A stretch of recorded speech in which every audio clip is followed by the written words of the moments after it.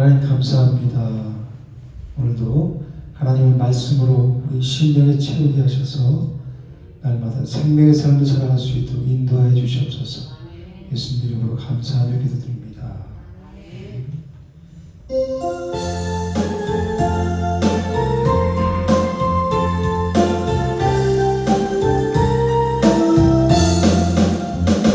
거친 세상에서 실패하거든 그 손만 만져라. 오랜 이 나라가 힘을 얻으니 그 손만 만져라. 그 손만 만져라. 그 손만 만져라. 주가 너의 지키며 인도하시니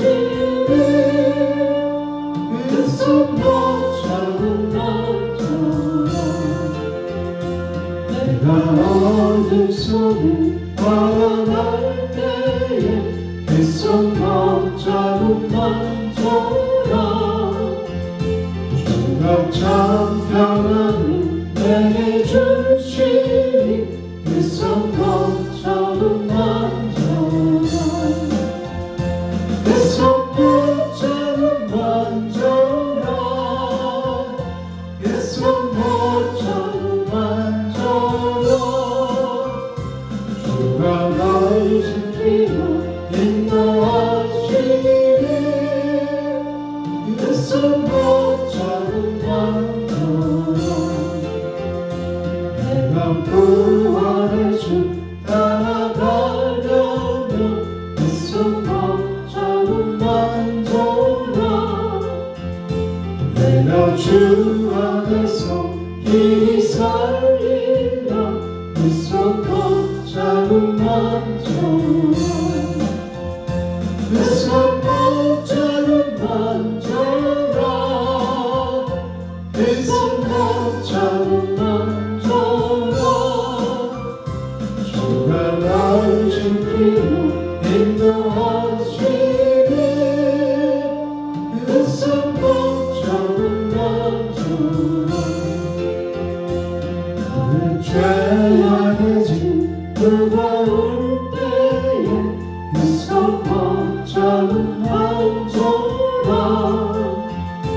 마음의 문 열고서 주를 모셔라. 그 손만 만져라. 그 손만 만져라. 그 손만 만져라. 주가 나를 지키며 인도하시니 그 손만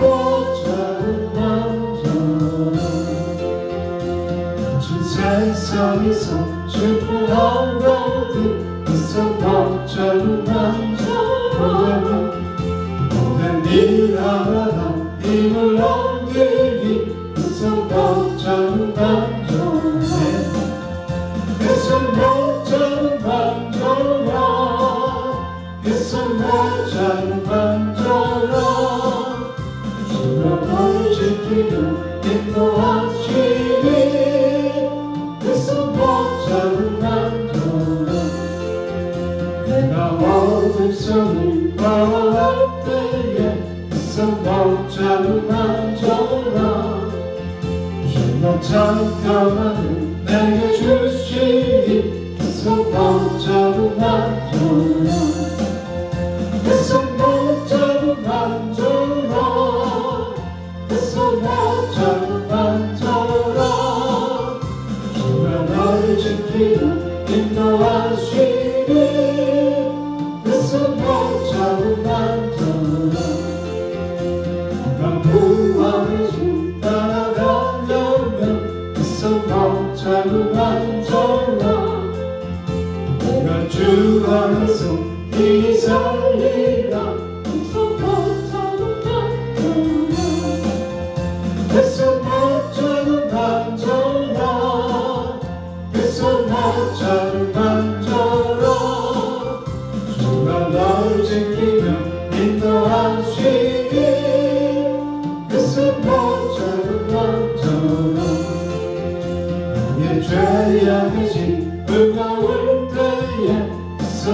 모자를 만져라 나는 눈 내려서 주를 모셔라 그 손 모자를 만져라 그 손 모자를 만져라 그 손 모자를 만져라 주가 널 지키며 인도하시니 그 손 모자를 만져라 나는 내 영혼 주가 힘이 얻는 귀한 영생수 주여 발광하니 약속 따라서 빈손 간구하오니 주여 내 기도 어서 들어주소서 예수의 사랑 예수의 사랑 바다를 같이 내게 임하니 왕의 문들을 저 산에서 내 영혼의 기쁨 알려놓거든 내게 약속한 그 내게 주시고 내게 저물은 건너편을 떠올라 그여 진저와 내게 맡기더니 내 이름 가하여 주께 간구하노라 예수의 사랑 예수의 사랑 바다를 같이 내게 임하니 왕의 물결에 저 산에서 내 영혼의 기쁨 알려놓거든 내 이성한 빛이 펼쳐지니 왕의 평강을 흘러차고 훔쳐서 주는 모든 것 모두 씻어버리니 난 지금 그들을 충만하게 하노니 예수의 사랑 예수의 사랑 바다를 같이 내게 임하니 왕의 물결에 저 산에서 내 영혼의 기쁨 알려놓거든 창을 넘치는 주의 은혜의 물결 창에 밀려와 내게 만족합니다 할렐루야로 주를 찬송하오니 내 마음의 기쁨이 항상 충만하구나 예수의 사랑 예수의 사랑 바람을 같이 내게 임하니 영광의 물결에 저리 산에서 내 영혼의 기쁨 알려놓구나 창을 넘치는 주의 은혜의 물결 창에 밀려와 내게 만족합니다 할렐루야로 주를 찬송하오니 내 마음의 기쁨이 항상 충만하구나 예수의 사랑 예수의 사랑 바다를 같이 내게 임하니 영광의 물결에 저리 산에서 내 영혼의 기쁨 알려놓구나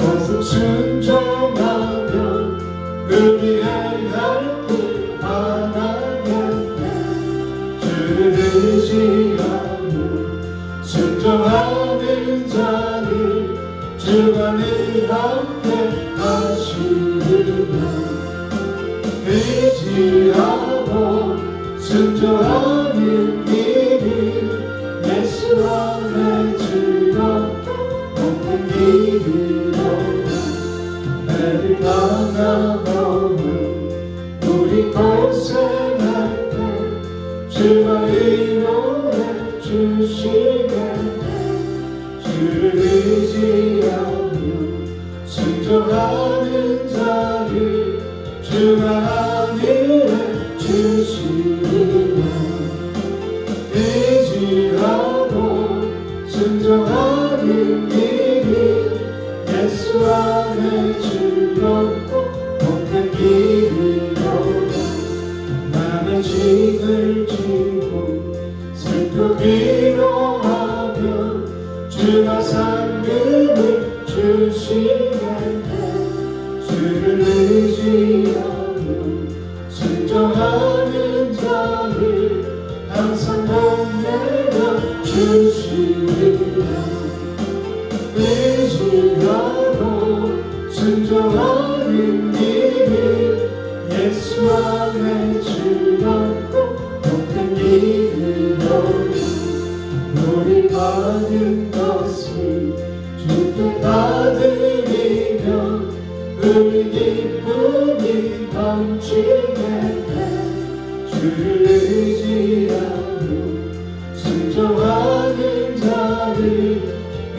풍성케 하시리라. 의지하고 순종하는 길이 예수 안에 즐겁고 복된 길이요.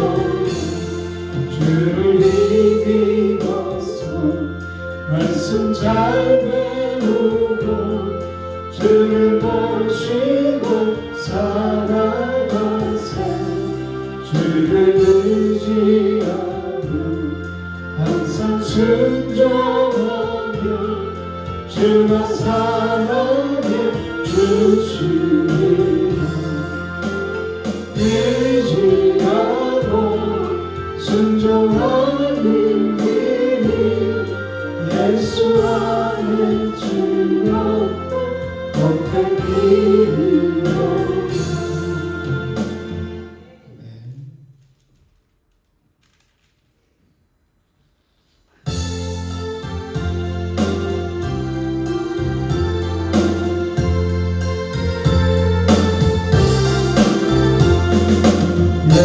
예수님은 누구신가? 부른 자의 이로워 없는 자의 풍성이며 전한 자의 부품과 잡힌 자의 노인되고 우리 기쁨 되시니. 예수님은 누구신가? 약한 자의 하나와 눈먼 자의 빛이시며 병든 자의 고침과 죽은 자의 부활되고 우리 생명 되시니. 예수님은 누구신가? 주한 자의 정함과 죽을 자의 생명이며 죄인들의 중보와 멸망 자의 구원되고 우리 평화 되시니. 예수님은 누구신가? 온 교회의 머리와 온 세상의 구주시며 모든 왕의 왕이요 심판하신 주님께로 우리 영광 되시네. 신명기 10장입니다. 그때 여호와께서 내게 이르시기를 너는 처음과 같은 두 돌판을 다듬어 가지고 산에 올라 내게로 나오고 또 나무귀 하나를 만들라. 내가 그들이 처음 말했은 말을 내가 곤판했으니 너는 그것을 괴에 메우라 하시고. 내가 조각목으로 귀를 만들고 처음 것과 같은 돌판 둘을 다듬어 손에 들고 산에 오르매. 여호와께서 그 조에 안에 산 위에 불가운데서 너희에게 주신 십계명을 처음과 같이 곤판에 쓰시고 그것을 내게 주시리라. 내가 돌이켜 산에서 내려와서 여호와께서 내게 명령하신 대로 그 판을 내가 만든 궤에 넣었더니 지금까지 있느니라. 이스라엘 자손이 구에 곧 그네 안에서 길을 따라 모세의 아들로 아론이 거기서 장사하고 그의 아들 엘르아살이 그를 이어 제사장을 지키고. 또 거기를 떠나 국고다에 이르고 국고다를 떠나 옅바다에 이르는즉 그 땅에는 시내가 많았으며. 그때 여호와께서 내 이스라엘을 구별하여 여호와의 머리를 매게 하며 여호와 앞에 서서 그를 섬기며 또 여호와의 이름으로 축복하게 하셨으니 그 이름 오늘까지 이르니라. 그러므로 레일은 그 형제 중에 분깃이 없으며 기업이 없고 내 하나님 여호와께서 그에게 말씀하신 같이 여호와가 그의 기업이시니라. 내가 처음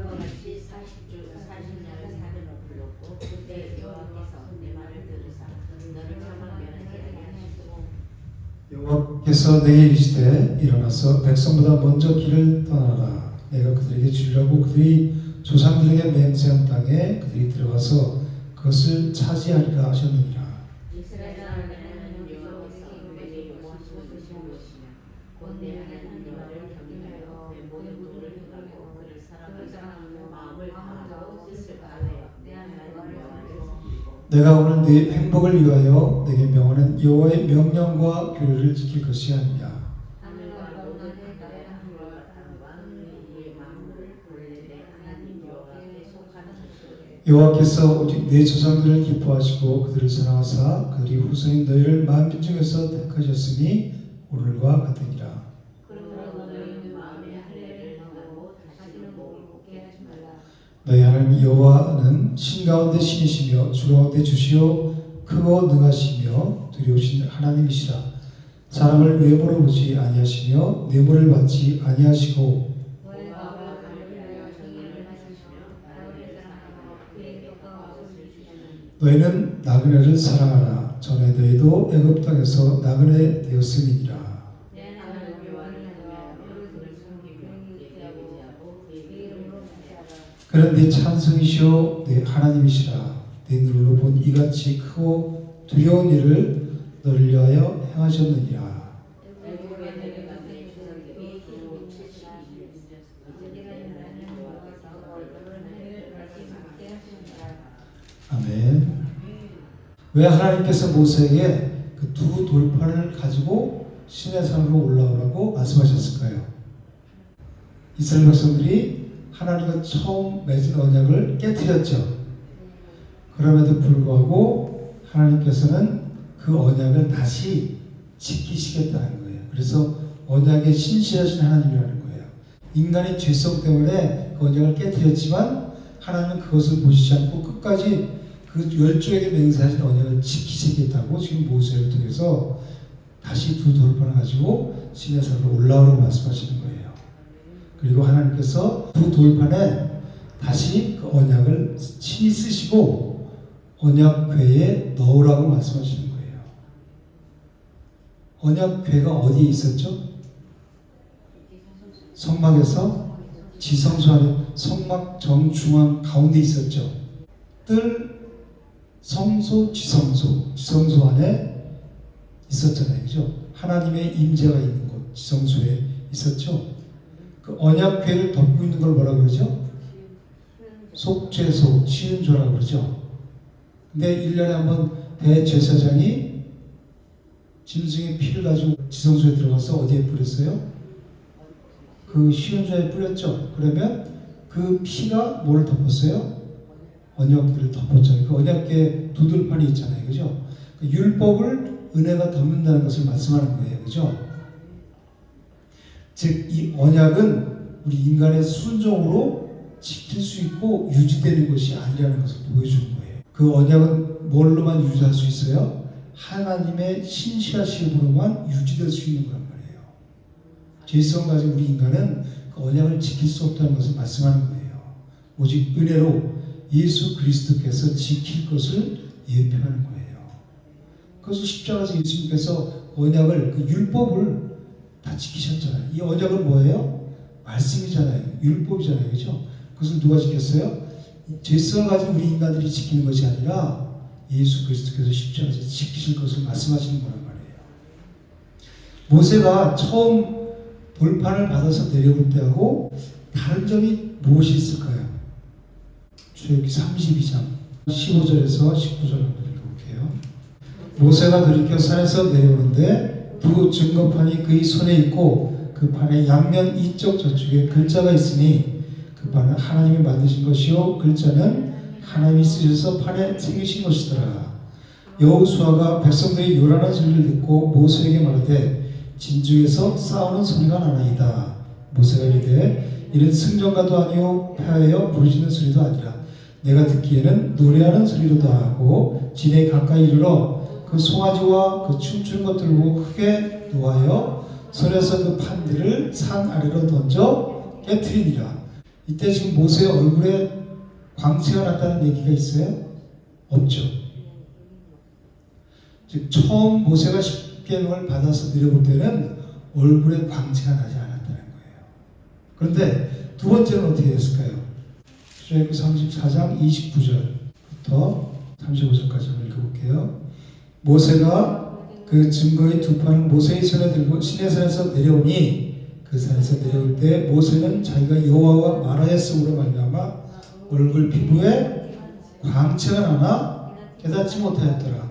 아론과 온 이스라엘 자손이 모세를 볼 때 모세의 얼굴 피부에 광채가 나는 걸 보고 그에게 가까이 하기를 두려워하더니 모세가 그들을 부르매 아론과 회중의 모든 어른이 모세에게로 오고 모세가 그들과 말하니 그 후에야 온 이스라엘 자손이 가까이 오는지라. 모세가 여호와께서 시내산에서 자기에게 이르신 말씀을 다 그들에게 명령하고 모세가 그들에게 말하기를 마치고 수건으로 자기 얼굴을 가렸더라. 그러나 모세가 여호와 앞에 들어가서 함께 말할 때에는 나오기까지 수건을 벗고 있다가 나와서는 명령하신 일을 이스라엘 자손에게 전하며 이스라엘 자손이 모세의 얼굴이 광채를 보므로 모세가 여호와께 말하러 들어가기까지 다시 수건으로 자기 얼굴을 가렸더라고 말씀하고 있어요.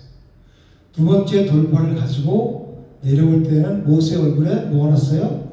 광채가 났는데 첫 번째 십계명을 받아 내려올 때는 광채가 났다는 말씀이 없어요. 그죠? 이게 차이점이에요. 이 광채는 하나님의 임재의 흔적이에요. 모세가 하나님과 대면함으로 하나님의 영광이 반사된 거예요. 근데 이스라엘 백성들은 모세 얼굴에서 나는 그 광채를 어떻게 했다 그래요? 두려워했다고 그러죠. 왜 그래요? 죄가 있기 때문이에요. 모든 인간은 다 죄성을 가지고 태어나기 때문에 하나님의 영광의 광채를 바라볼 수가 없는 거예요. 거룩하신 하나님 앞에 죄를 가진 인간은 설 수가 없는 거예요. 그래서 모세는 이스라엘 백성들 앞에서는 얼굴에 수건을 가렸다고 그래요. 이 말을 사도 바울이 잘 풀어주고 있는 게 고린도 후서예요. 3장으로 가볼게요. 고린도후서 3장 13절에서 18절까지. 우리는 모세가 이스라엘 자손들에게 장차 없어질 것의 결국을 주목하지 못하게 하려고 수건을 그 얼굴에 쓴 것 같이 아니하노라. 그러나 그들이 마음이 완고하여 오늘까지도 구약을 읽을 때에 그 수건이 벗겨지지 아니하고 있으니 그 수건은 그리스도 안에서 없어질 것이라. 오늘까지 모세의 글을 읽을 때에 수건이 그 마음을 덮었도다. 그러나 언제든지 주께로 돌아가면 그 수건이 벗겨지리라. 주는 여기 계신 곳에는 자유가 있느니라. 우리가 다 수건을 벗은 얼굴로 거울을 보는 것 같이 주의 영광을 보며 그와 같은 형상으로 변화하여 영광에서 영광에 이르니 곧 주의 영으로 말미암음이니라. 그 말씀하고 있어요. 이 수건은 뭐라고 그래요? 그리스도를 보지 못하게 하는 거라고 해요. 모세의 얼굴에서 난 광채는 율법의 영광이에요. 그죠? 그 영광은 영원하지 않은 거예요. 하나님의 영광을 받아서 그냥 비추는 반사체에 불과한 거예요. 달과 같이. 이 모세의 광채는 사라지는 영광이지만 그리스도의 영광은 영원한 영광인 거예요. 15절에 뭐라고 그러냐면 수건이 그 마음을 덮었다고 그러죠. 그것은 뭐냐면 영적으로 마음이 완고함으로 말미암아서 성경을 읽어도 성경을 읽지만 성경을 통해서 그리스도를 깨닫지 못하는 걸 말해요. 율법에 눈을 가려서 수건에 가려서 성경을 읽지만 성경을 예수 그리스도 십자가로 깨닫지 못하는 것을 말하는 거예요. 즉 구속사적인 관점으로 보지 못하는 거예요. 왜? 성경은 진리죠. 진리는 예수 그리스도잖아요. 그죠? 예수 그리스도가 나는 길이요 진리요 생명이라고 했죠. 생명이신데 성경을 통해서 그냥 율법적으로만 보는 거예요. 수건이 가려져 있기 때문에. 그래서 지금도 성경을 보면서 이 말씀을 그냥 문자적으로 풀고 윤리와 도덕으로 풀 수뿐이 없다는 거예요. 왜 그래요? 수건이 얼굴을 가려서.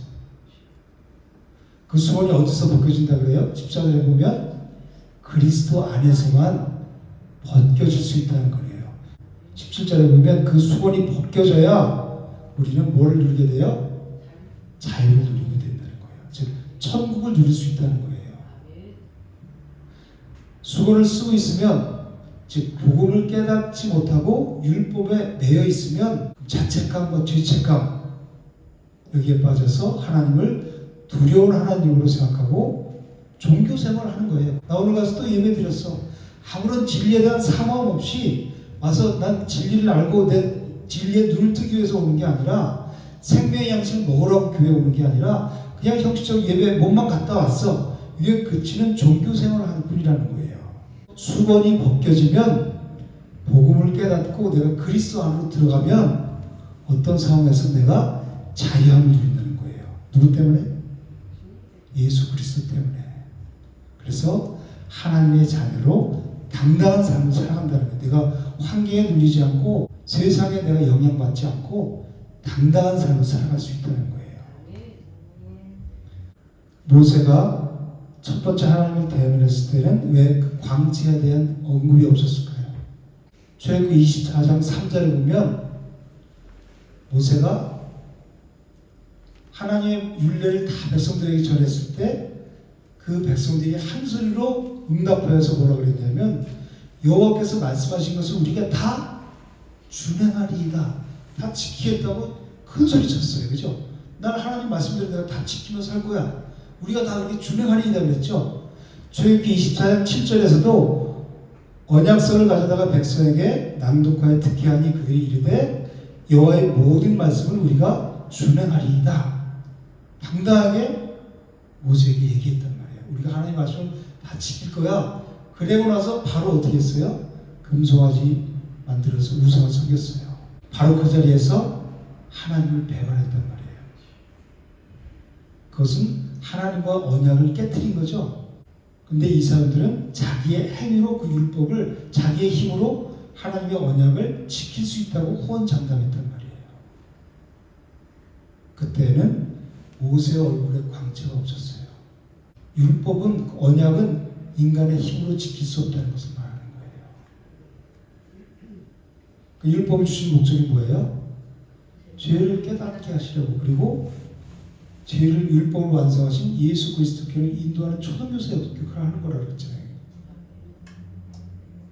그래서 예레미야 31장 32절에 보면 내가 그들의 남편이 되었어도 그들이 내 언약을 깨뜨렸다, 그렇게 말씀하고 있거든요. 그 언약이 언제 깨졌어요? 첫 번째 모세가 산에서 내려왔을 때 그들이 금송아지를 만들어 놓고 우상을 섬겼단 말이에요. 우상을 섬긴 걸 보고 모세가 산에서 두 돌판을 던져서 깨뜨렸어요. 이것은 모세의 어떤 단순한 혈기를 냈다는 것이 아니죠. 출애굽기 32장 한번 볼게요. 11절, 13절까지 한번 읽어볼게요. 모세가 그의 하나님 여호와께 구하여 이르되 여호와여 어찌하여 그 큰 권능과 강한 손으로 애굽 땅에서 인도해 내신 주의 백성에게 진노하시나이까. 어찌하여 애굽 사람들이 이르기를 여호와가 자기 백성을 산에서 죽이고 지면에서 진멸하려는 악한 의도로 인도해 내었다고 말하게 하시려 하나이까. 주의 맹렬한 노를 그치시고 뜻을 돌이키사 주의 백성에게 이 화를 내리지 마옵소서. 주의 종 아브라함과 이삭과 이스라엘을 기억하소서. 주께서 그들을 위해 주를 가리켜 맹세하여 이르시기를 내가 너희 자손을 하늘이 별처럼 많게 하고 내가 허락한 이 온 땅을 너희의 자손에게 주어 영원한 기업이 되게 하리라 하셨나이다. 그러니까 여호와께서 뜻을 돌이키사 말씀하신 바를 그 백성에게 내리지 아니하셨다고 기록하고 있어요. 모세의 중보가 있었기 때문에 하나님께서 뜻을 돌이키셨다고 말씀하셨죠. 그래서 이 중보자 모세는 바로 예수 그리스도를 예표하는 인물이에요. 예수 그리스도는 하나님과 인간 사이의 완전한 중보자시죠. 그래서 히브리서 기자는 히브리서 8장 6절에 그러나 이제 그는 더 아름다운 직분을 얻으셨으니 그는 더 좋은 약속을 세우신 더 좋은 언약의 중보자시라, 그렇게 말씀하고 있어요. 성경은 다 예수 그리스도를 말씀하고 있는 거예요. 그죠? 구약은 그림자로, 신약에서 다 그걸 풀어주잖아요. 그죠? 예수 그리스도가 더 좋은 언약의 중보자시다. 그리고 히브리서 7장 24절 25절에는 예수는 영원히 계심으로 모세는 중보 기도를 했지만 인간이죠. 피조물이죠. 죽었죠. 그리고 인간이 죄 지을 때마다 계속해서 하나님 앞에 중보자 역할을 해야 되잖아요. 그죠? 그렇지만 예수 그리스도는 영원하신 분이잖아요. 그래서 그 영원하신 예수 그리스도의 중보자, 그 중보는 영원한 거라는 거예요. 그분은 지금도 하나님 우편에 앉아서 우리를 위해서 친히 중보하고 계시잖아요. 그죠? 그래서 예수는 영원히 계심으로 그 제사장 직분도 갈리지 않으리라. 그러므로 자기를 힘입어 하나님께 나아가는 자들을 온전히 구원하실 수 있다는 거예요. 죄를 온전히 구원하실 수 있는 분이 누구라고요? 예수 그리스도. 이는 그가 항상 살아계셔서 그들을 위하여 간구하시리라. 신명기 10장 8절 9절. 그때 여호와께서 레위 지파를 구별하여 여호와의 언약궤를 매기하며 여호와 앞에 서서 그를 섬기며 또 여호와의 이름으로 축복하게 하셨으니 그 이름 오늘까지 이르느니라. 그러므로 레위는 그 형제 중에 분깃이 없으며 기업이 없고 내 하나님 여호와께서 그에게 말씀하신 같이 여호와가 그의 기업이시니라. 레위 지파는 왜 기업이 없었을까요? 하나님께서 그의 기업이시기 때문에 그래요. 하나님께서 그들을 소유로 삼고 그들의 거처로 삼으셨다는 거예요. 그죠? 우리도 누구의 소유예요? 하나님의 소유죠. 나의 영원하신 기업, 내 생명보다 귀하다 그러잖아요. 그죠? 왜? 그분이 나를 소유로 삼으셔서 나를 소유로 삼으시면 내가 그분 안으로 들어가는 거죠. 그리스도 안에 있으면 생명 안에 있는 자죠. 영원한 생명을 누리는 자잖아요. 이 육신의 생명보다 더 귀한 게 나의 영원하신 기업, 그분이란 말이에요. 하나님이시란 말이에요. 그래서 우리는 하나님 나라를 상속받고 영원한 생명 가운데 들어갈 수 있게 됐단 말이에요. 12절 한번 볼게요. 이스라엘아, 내 하나님 여호와께서 내게 요구하신 것이 무엇이냐? 곧 내 하나님 여호와를 경외하여 그의 모든 도를 행하고 그를 사랑하며 마음을 다하고 뜻을 다하여 내 하나님 여호와를 섬기고 내가 오늘 내 행복을 위하여 내게 명하는 여호와의 명령과 규례를 지킬 것이 아니냐. 하나님께서 이스라엘 백성들에게 요구하신 것이 뭐라 그래요? 하나님을 경외하고 그의 모든 도를 행하고 그를 사랑하며 마음을 다하고 뜻을 다하여 여호와 하나님을 섬기고 하나님께서 명하시는 명령과 규례를 지킨 것이 하나님께서 이스라엘 백성들이 요구하시는 거래요. 왜 하나님께서 이것을 요구하신다고 그래요? 13절에 내 행복을 위해서. 여호와를 섬기는 것이 그들에게 무거운 짐을 지우는 것이 아니라 그들의 행복을 위해서라고 말씀하세요. 신명기 8장 16절에 뭐라고 말씀하셨어요? 내 조상들도 알지 못하는 만나를 광야에서 내게 먹이셨나니 이는 다 너를 낮추시며 너를 시험하사 마침내 뭐를 줘요? 내게 복을 주려 하시려느니라. 15절에서 너를 인도하여 그 광대하고 위험한 광야. 왜 애굽 땅에서 인도에서 그 위험한 광야를 걷게 하셨어요? 곧 불뱀과 전갈이 있고 물이 없는 간조한 땅을 지나게 하셨으며 또 너를 위해 단단한 반석에서 물을 내셨으며 내 조상들도 알지 못한 만나를 광야에서 내게 먹이셨나니 이는 다 너를 낮추시며 너를 시험하사 마침내 내게 복을 주려 하시느니라. 왜 광야에서 고생을 시키셨어요? 우리 인생은 광야 같은 인생이라 그래요. 그죠? 왜 이렇게 힘든 삶을 살아가고 왜 예수님 믿지 않는 사람들은 저렇게 세상에서 잘 먹고 잘 살고 가고 싶은 데 가고 다 하고 싶은 거 다 하고 살아요. 자기 자존심 내세우면서. 근데 우리는 하나님 믿는다면서 왜 내 자존심 다 짓밟아놓고 그리고 왜 이렇게 초라한 모습으로 만들어놨어요? 하나님이 세상적인 눈으로 봤을 때는 내가 초라해 보여요. 아무것도 없는 것 같고 날마다 이 십자가 복음 앞에서 내 자존심이 짓밟혀지고 내 인생이 이게 뭐야? 뭐 한번 딱 나타나서 멋있게 짠 한번 살고 싶은데 내 인생이 지질이 못난 것 같고 초라해 보이는 것 같아요. 왜 그렇게 하신다고 했어요? 우리에게 복을 주시라고. 신명기에서는 뭐라고 말씀하세요? 내 행복을 위하여 마침내 가나안 땅 천국을 누리게 하시려고 그랬단 말이에요. 우리는 여태까지 어디에서 살았어요? 애굽에서, 세상에서 바로의 지배를 받고 사탄의 지배 안에서 어둠 속에서 살았단 말이에요. 내가 하고 싶은 거 다 하고 하고 싶은 말 다 하고 큰 소리 뻥뻥 치면서, 그렇지만 그것은 생명이 없는 삶이고 곧 영원한 멸망 가운데 빠지는 삶이란 말이에요. 그 옛사람의 성품을 버려야 비로소 새 사람으로 거듭나야 내 마음이 하나님과 하나가 돼야 행복을 누리는 삶을 살아갈 수 있다는 거예요. 예레미야 29장 11절에서 여호와의 말씀이니라 너희를 향한 나의 생각을 내가 아나니 평안이요 재앙이 아니니라 너희에게 미래와 희망을 주시는 것이라 이렇게 말씀하고 있어요. 하나님께서 그들에게 뭐를 주시는 분이에요? 평안을 주시는 분이죠. 세상이 알 수 없는, 세상이 알 수도 없는 평안을 너에게 주노라. 미래와 희망, 가나안 하나님 나라를 주시려고 인도하셨다는 거예요. 신명기 33장 29절에 뭐라고 말씀하세요? 이스라엘이여 너는 행복한 사람이로다. 이스라엘은 누구를 말해요? 우리를 말하는 거죠. 여호와의 구원을 너같이 얻은 백성이 누구냐?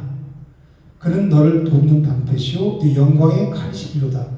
내 대적이 네게 복종하리니 내가 그들의 높은 곳을 밟으리로다 이렇게 말씀하세요. 여러분들은 이 행복을 누리면서 살아가시나요? 이 구원의 기쁨을 누리면서 살아가세요? 누가 이 행복을 누리면서 살아갈 수 있다고 그랬어요? 13절에 보면 하나님의 뜻대로 살아가는 자들이 누리며 살아갈 수 있다고 말씀하시는 거예요. 우리가 세상을 살아가면서 가장 최고의 복이 뭘까요? 15절 보면 여호와께서 오직 네 조상들을 기뻐하시고 그들을 사랑하사 그들이 후손인 너희를 만민 중에서 택하셨으며 오를 것 같으니라. 하나님의 택하심을 받은 것이 최고의 복이에요. 이 자리에 있는 것이 하나님의 자녀로 살아가게 하신 것이 최고의 복이란 말이에요. 어둠의 자녀로 사단의 지배에서 살아가던 우리를 거기서 구원하셔서, 즉 애굽에서 구원하셔서 하나님의 자녀의 삶을 살아가게 하시는 것이 가장 큰 복이라는 거예요. 우리는 모두 본질상 진노의 자녀라고 그랬죠. 왜 그래요? 육체의 욕심을 따라서 육체와 마음이 원하는 것을 하며 살았기 때문에 그래요. 하나님을 떠나서 내 마음대로 내가 하고 싶은 것을 하며 살아왔기 때문에 본질상 진노의 자녀였단 말이에요. 에베소 2장 3절에 말씀하잖아요. 사도 바울이죠. 그래서 우리는 영원한 멸망 가운데 빠질 수 없던 우리가 창조주 하나님의 선택하심을 받고 택하심을 입고 하나님의 자녀가 되었어요. 그것은 정말 말로 표현할 수 없는 놀라운 가장 최고의 복이에요. 뭐가 더 필요해요? 그죠? 그거 하나 하면 됐죠. 그런데 많은 사람들이 그것도 좋지만 내가 살기 위해서 이것도 필요하고 저것도 필요하잖아. 그거 하나님이 구해라 그랬잖아. 구하라, 찾으라, 두드리라. 주겠다고 말씀하셨는데 왜 안 구하냐? 그것은 네가 구하지 않아서 안 준 거다. 구하라. 그럼 주시리라 말씀하잖아요. 그죠? 그 뜻이 아닌 것을 모르고 문자적으로 해서 구하라는 거예요. 우리가 구원받은 것도 좋지만 뭐가 있어야 내가 선교도 하고 하나님께 뭔가 할 거 아니야. 나도 한통 되고 잘 이렇게 떳떳하게 살 거 아니야. 이 얘기하잖아요. 그죠? 그게 아니란 말이에요. 하나님 한 분만으로 하나님의 택하심을 받은 것으로 충분하단 말이에요. 예수 그리스도로 충분하고 예수 그리스도의 십자가로 충분하다는 거예요. 성경은. 그래서 16절에서 어떻게 살라고 말씀하세요?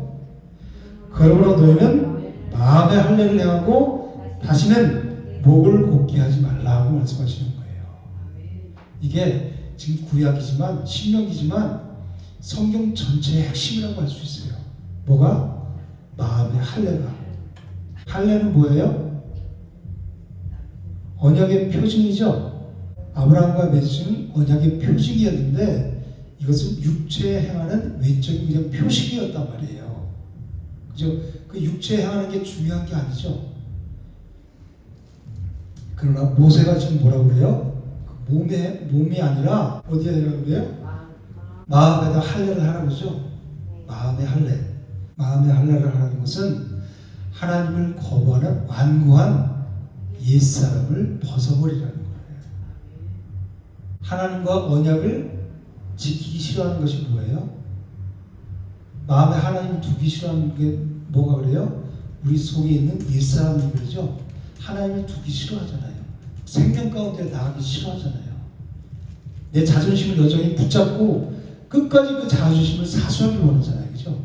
너 이거 이 생명이야. 그렇죠? 우리는 그 자존심을 완전히 박살나야 생명, 진짜 생명을 누릴 수 있는 거예요. 사탄이 속이는 거예요, 지금. 그래서 로마서 2장 29절에 사도 바울이 뭐라고 그러냐면 할례는 어디에 하라고 그래요?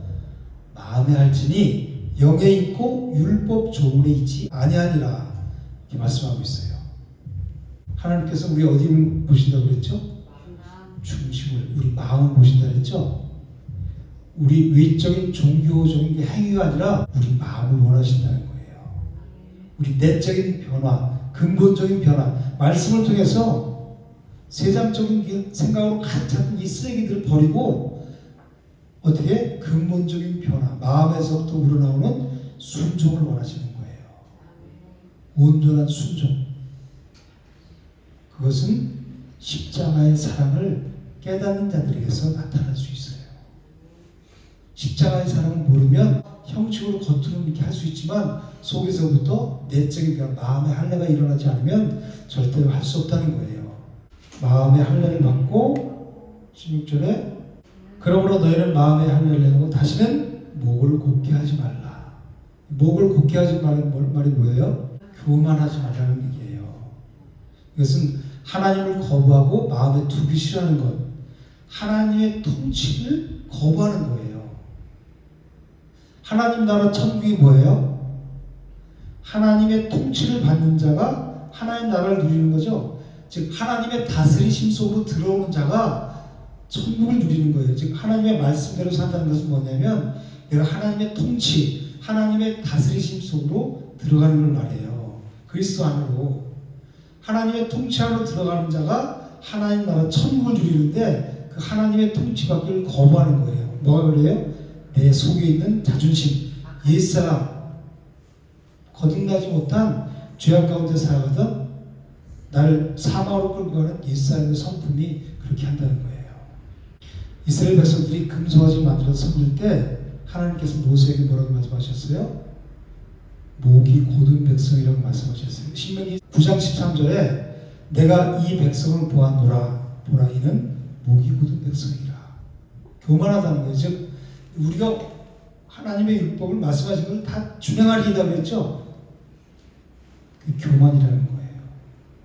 우리는 하나님의 말씀을 지킬 수 있는 존재가 아니죠. 이것을 보고 내가 철저하게 죄인임을 깨닫고 낮은 자리로 내려가라는 거예요.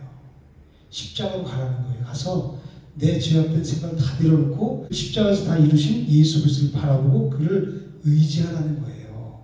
내가 지킬 수 있다는 게 아니란 말이에요. 그죠? 마음의 할례를 행하라는 것은 하나님 앞에서 우리 인간의 죄성인 완고한 마음을 내려놓는 것을 말해요. 그렇지만 우리가 스스로 그것을 내려놓을 수 있어요? 내 마음속에 옛사람의 세상에서 굳어진 딱딱하게 굳어진 완고하게 굳어진 그래서 마음에 하나님을 싫어하는 그 마음을 내가 스스로 내려놓을 수 있어요? 누가 하셔야 돼요? 하나님이 하셔야죠.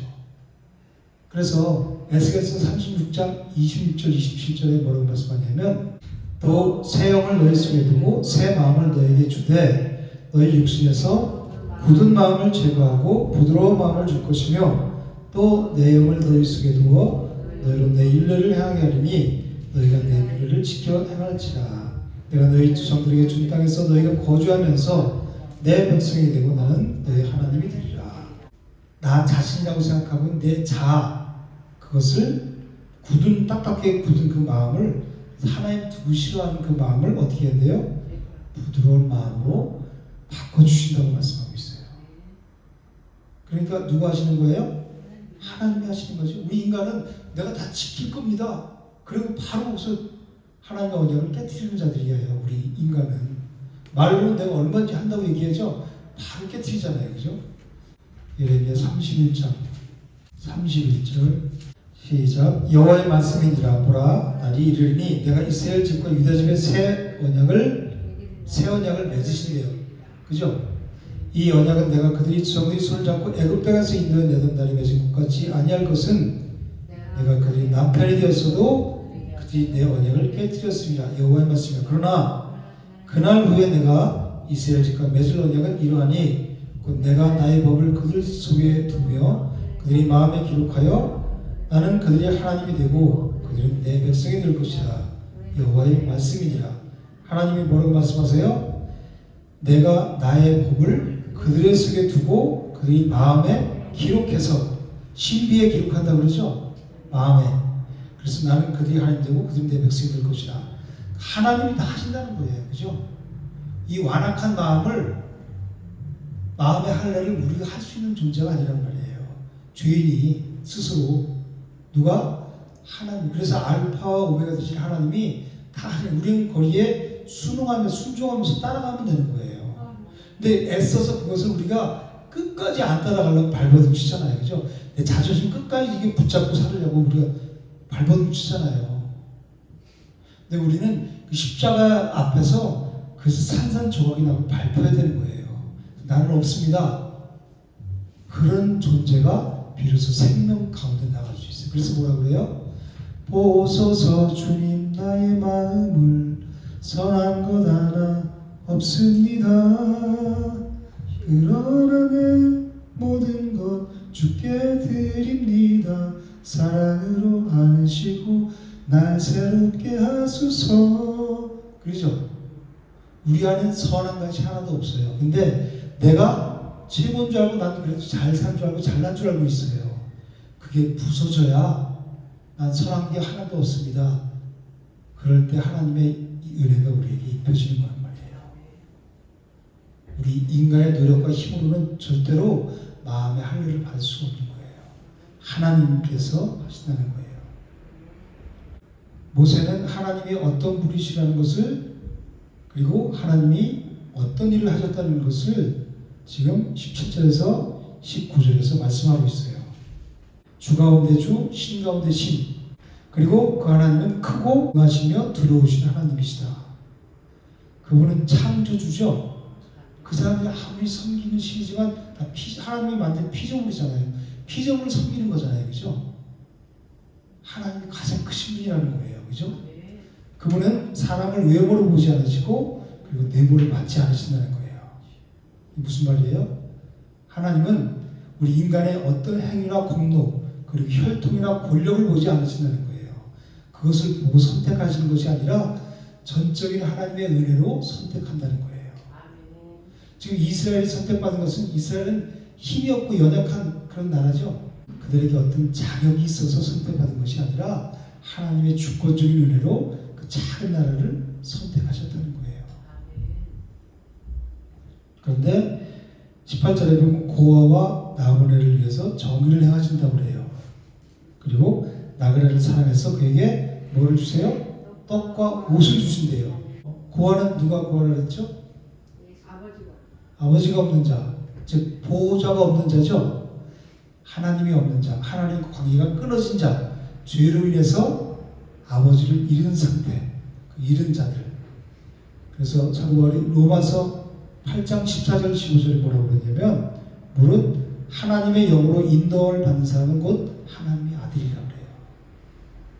너희는 다시 무서워하는 종의 영을 받지 아니하고 양자의 영을 받았으므로 우리가 아빠 아버지라 부르짖느니라.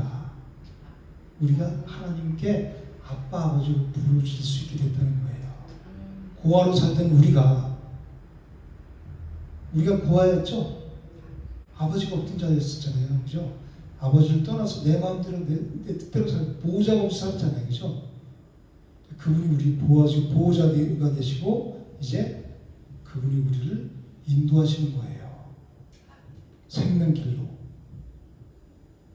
복음은 이 고아로 살아가는 자들을 아들로 회복시켜주는 거예요. 그래서 저와 여러분들이 하나님의 자녀가 돼서 그분을 아빠, 아버지라고 부를 수 있게 된 거예요. 과부는 누가 과부예요? 남편이 없는 자, 법적으로 경제적으로 보호자가 없는 것을 말해요. 즉 신랑 되신 하나님이 없는 자들을 과부라고 해요. 우리는 모두 남편이 없는 과부로 살아가던 자들이었죠. 그런데 참 신랑 대신 누구를 만났어요? 예수님을 만남으로 그분 안에서 그리스도 안에서 뭐를 누려요? 참 평안과 기쁨을 누리면서 온전한 모습으로 살아갈 수 있게 된 거예요. 나그네는 어떤 사람을 나그네라고 그러죠?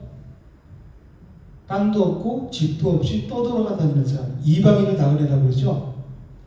즉 자신의 이런 사람들은 소속감이 없고 정체성을 상실한 자를 나그네라고 해요. 이방인들은 하나님을 모르는 자들이잖아요. 그죠? 근데 우리가 자신의 정체성을 어떻게 알 수 있어요? 우리의 정체성이 뭐예요? 하나님의 자녀잖아요. 그의 소유된 백성. 우리 하나님의 소유란 말이 게 우리 정체성이에요. 그 정체성을 어떻게 알 수 있어요? 하나님을 만나야 알 수 있죠. 하나님을 만나서 정체성을 깨닫게 되면 눈에 보이는 이 땅의 것을 따라 살아가는 존재가 아니라 보이지 않는 영원한 것을 따라 살아가는 하늘 시민권을 가진 자라는 것을 깨닫게 돼요. 그것을 깨닫게 되면 더 이상 세상 가운데 방황하는 삶을 살아가지 않는 거예요. 오직 표대를 향해서 달려가는 삶을 살아가게 돼요. 바울처럼. 그런 자들이 행복자다. 너 여수로다. 너는 행복자로다. 천국을 누리는 천국 백성의 삶을 당당히 살아갈 수 있단 말이에요. 그런데 우리는 여전히 교회 와서 그 하나님을 신뢰한다고 믿는다고 하면서도 엉뚱한 것을 찾고 하나님을 예배한다고 하면서도 내 마음은 전혀 그분과 하나가 될 마음을 갖지 않는다면 내가 행복을 누릴 수 없겠죠. 천국을 누릴 수 없잖아요. 그래서 깨닫는 자가 그 십자가의 은혜, 십자가의 사랑을 깨닫는 자가 누릴 수 있는 거예요. 뭘 누려요? 심령 천국을. 그리고 그 나라를 위해서 그 표대를 향해서 사도 바울과 같이 달려나가는 삶을 살아갈 수 있어요. 이 고아와 과부와 나그네는 바로 하나님 없이 세상 가운데 방황하는 삶을 살아가는 자들을 말하는 거예요. 우리는 모두 그 고아와 과부와 나그네의 삶을 살았던 자들이었어요. 예수 그리스도는 고아를 아들로 삼아주시죠. 우리를 불러서 죄악 가운데서 불러서 자녀 삼아주셨잖아요. 아들로. 신랑 없이 살아가는 우리를 신부로 맞아주셨죠. 신랑 되신 예수님께서. 그리고 나그네로 살아가던 자를 우리를 하늘 시민권을 가진 자로 살아가게 하셨잖아요. 그죠? 그래서 당당하게 세상과 어둠을 이기면서 살아가게 하시는 분이 바로 예수 그리스도라는 분이에요. 18절에 보면 하나님께서 그들에게 뭐를 주신대요? 나그네에게 떡과 옷을 주신다고 그러죠. 하나님께서 광야에서 이스라엘 백성들에게 만나를 주셨죠. 이 만나를 주신 이유가 뭐라고 그래요? 무슨 사람이 떡으로만 사는 것이 아니요 하나님의 입으로부터 나는 모든 말씀으로 사는 것을 깨닫게 하기 위해서 그 만나를 먹으셨다는 거예요. 우리가 이 음식을 먹는 이유가 뭐예요? 그것을 통해서 하나님의 말씀을 먹어야, 즉 하나님의 말씀, 언약 말씀은 뭐예요? 예수 그리스도잖아요. 그죠? 예수 그리스도를 먹어야 사는 것을 깨닫게 하려고 그걸 주셨다는 거예요. 만나를. 예수님께서 그 만나가 뭐라고 말씀하셨어요? 요한복음에서?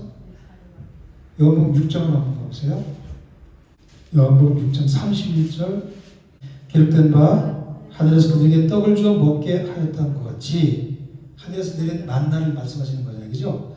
우리 조상들은 광야에서 만나를 먹었나이다. 예수께서 이르시되 내가 진실로 진실로 너에게 이르노니 모세가 너에게 하늘부터 떡을 준 것이 아니라 내 아버지께서 너에게 하늘부터 참떡을 주시나니 하나님의 떡은 하늘에서 세상에 생명을 주는 것이니라.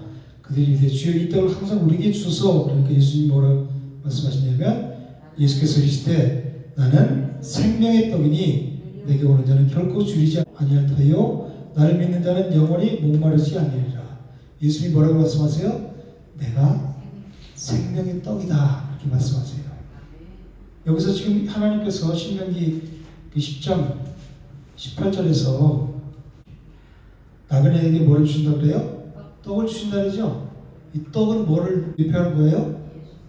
만나, 즉 예수 그리스도를 예표하는 거예요.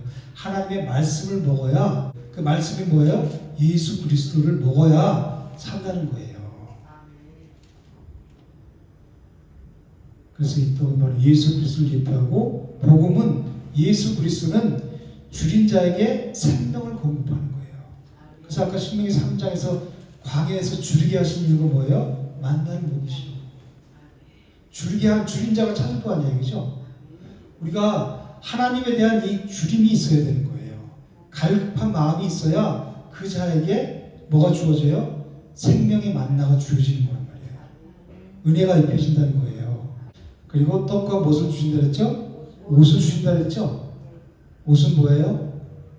아담과 하와가 선악과를 따먹고 가장 먼저 느낀 게 뭐예요? 수치심을 느꼈죠. 누구에게 미혹을 받았어요? 뱀에게, 사탄에게 유혹을 받아서 선악과를 따먹었는데, 그때 눈이 밝아져서 자기들이 벗은 것을 그때 비로소 알게 됐어요. 그래서 무화과 나무 잎으로 치마를 해서 옷을 해 입었어요. 근데 그 옷은 온전한 옷이 아니죠. 마르면 다시 수치를 다 드러내잖아요. 인간이 하는 것은 온전하지 않다는 거예요. 그래서 하나님이 그들에게 무슨 옷을 입히셨어요? 가죽 옷을 입히셨죠. 가죽 옷으로 그들의 드러난 수치를 덮으시는 거예요. 그죠? 가죽 옷을 만들려면 짐승을 잡아서 피를 흘려야 옷을 만들 수 있잖아요. 그죠? 이것은 곧 예수 그리스도로 옷 입히는 것을 말씀하는 거예요. 예수 그리스도의 보혈로 우리 죄를 다 씻기시고 덮으시고 구원하신다는 것을 예표하는 거예요. 구원은 우리의 죄를 예수 그리스도의 보혈로 다 덮어주시고 흰옷으로 세마포로 예수 그리스도로 옷 입혀주시는 거예요. 그래서 로마서 13장 14절에는 오직 주 예수 그리스도로 옷 입고 정욕을 위하여 육신의 일을 도모하지 말라 말씀하세요. 그러니까 예수 그리스도로 옷 입지 않으면 우리는 아무리 명품을 걸치고 와도, 아무리 내가 잘난 것 같아도 다 수치를 다 드러내고 사는 사람. 그 전에는 벗고 다녔어도 죄가 들어오기 전에는 몰랐잖아요. 수치심을. 죄가 들어오고 나니까 자기 자신이 벗은 것을 보고 수치를 느꼈단 말이에요. 근데 예수 그리스도로 옷 입지 않으면 우리도 여전히 수치를 다 드러내고 사는 삶이에요. 본인이 느끼지 못할 뿐이지. 나중에 복음 안에 들어와서 자신이 삶을 돌아다 보면 내가 이런 수치스러운 삶을 살았구나를 그때 깨달을 수 있어요. 19절 한번 읽어볼게요. 너희는 나그네를 사랑하라. 전에 너희도 애굽 땅에서 나그네 되었으니라. 그들을 사랑하라 했죠. 그런데 어떻게 사랑할 수 있을까요?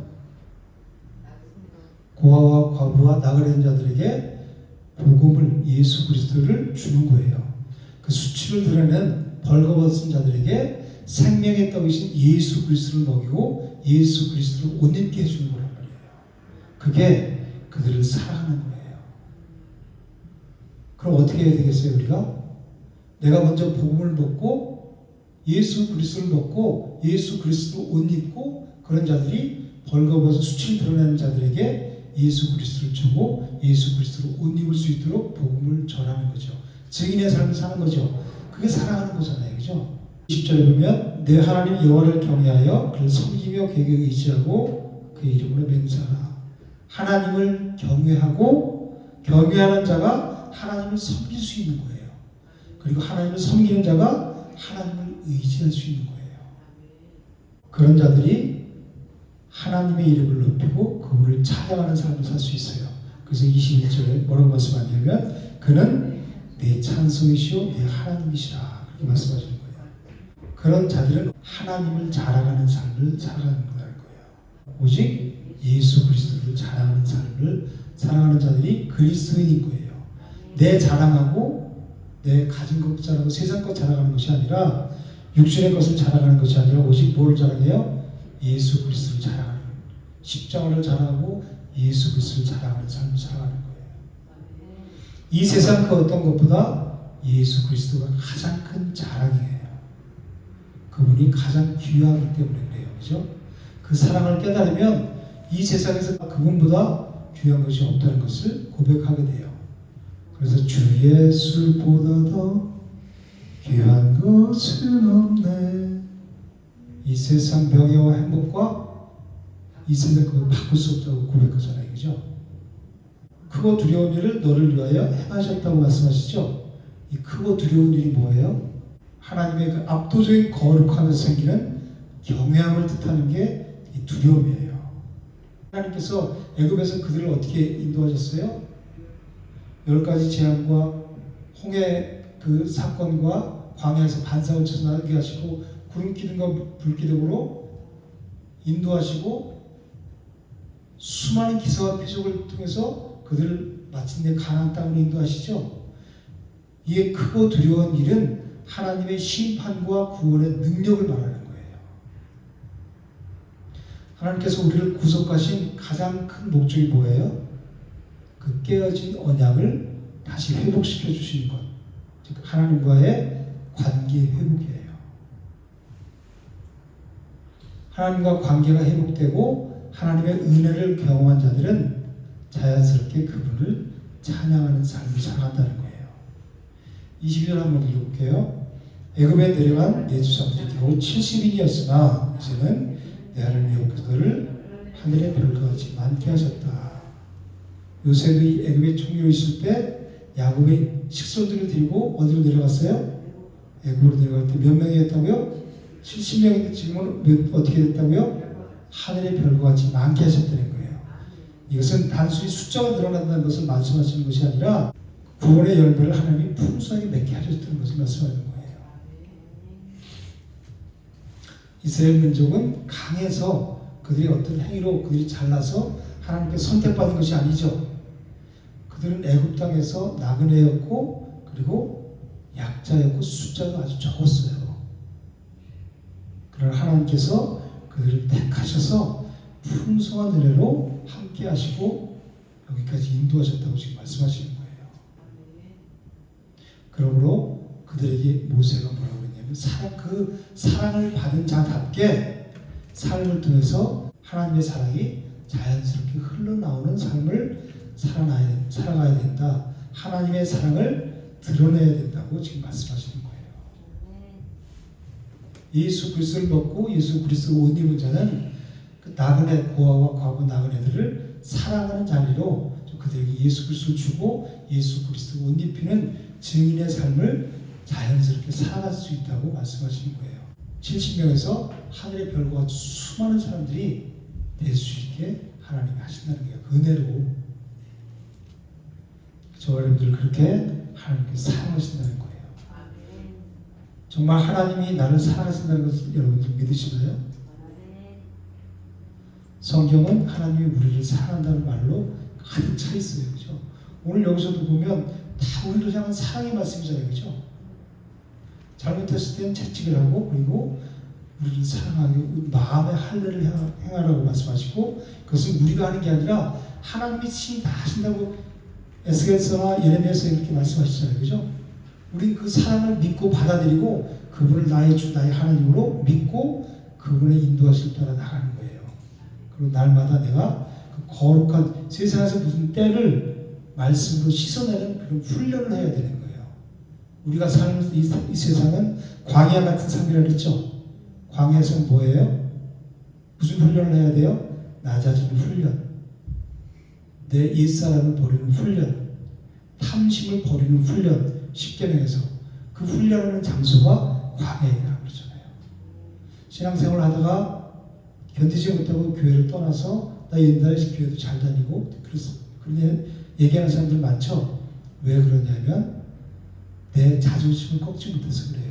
옛사람을 벗어버리지 못하기 때문에 생명을 누리기도 전에 완악하게 굳은 자존심을 붙잡고 있기 때문에 다 떠나는 거예요. 그리고 자기가 주인이 되어 살아요. 얼마나 안타까워요. 그죠? 신앙생활은 나를 철저하게 내려놓고 죽이는 훈련을 하는 거예요.